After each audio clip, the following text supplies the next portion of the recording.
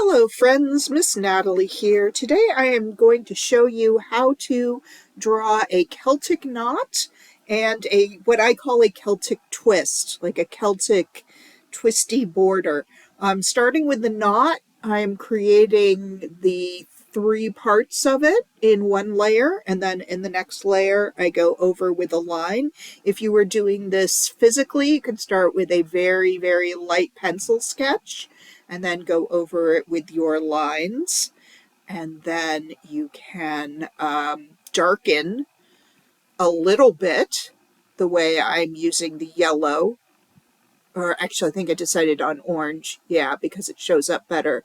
To make sure that I know where one end overlaps and the other keeps going.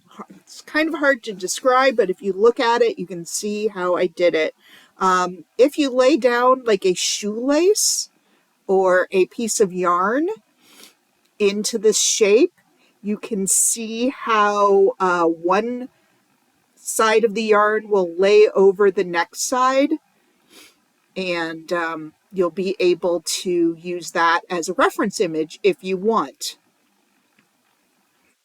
Doing a twist, I decided to do it all the way around. A little trickier. I am planning out where my corners are, trying to figure out how many humps, how many twists per side. I'm not doing it perfectly because that's just not who I am. But here are the twists of this piece. And I'm laying it out in the blue with the idea that each part would be like its own piece of yarn. In this case, it's two pieces of yarn that are kind of overlapping, but eventually twist back and forth amongst each other. So I start with one side of the twist and then I do the other side.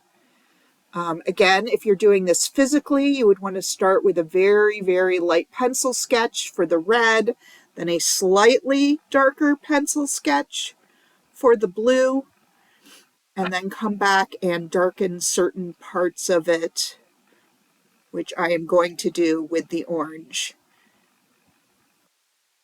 And there we go, choosing that orange and going back, going rather slowly this time to try to make sure that it looks like the ends are connected. So it looks like it's the same end that goes under one side is coming out the other side. You'll see that a little bit better when I get rid of the blue and it's just the orange. Trying to do my best to make the, yep, just like that. Do my best to make the ends, not the ends, the, I don't know what to call these, the yarn pieces, I suppose, the same thickness, but not being terribly successful with that because precision is not who I am. And I don't always do things very cleanly. And I have just come to embrace that fact about myself. So you can see that that's pretty good. It twists around, so I'm going to go over it with the black to make my final layer and my final line. Again, this would be, if you were doing it in pencil, this is where you like erase your light sketch lines and make sure that your final line is nice and dark. You could do it in a different color if you wanted, maybe with a black marker or a Sharpie. That's kind of nice, especially if you're doing colored pencils. A Sharpie around colored pencils looks really good, or markers. And if you're doing it digitally, you can undo like I did.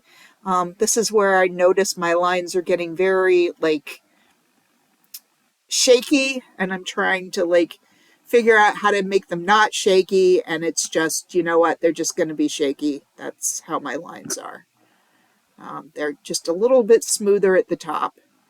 And I'm almost done. So yeah, that is how to do a Celtic knot and Celtic twists. Go out and make some art.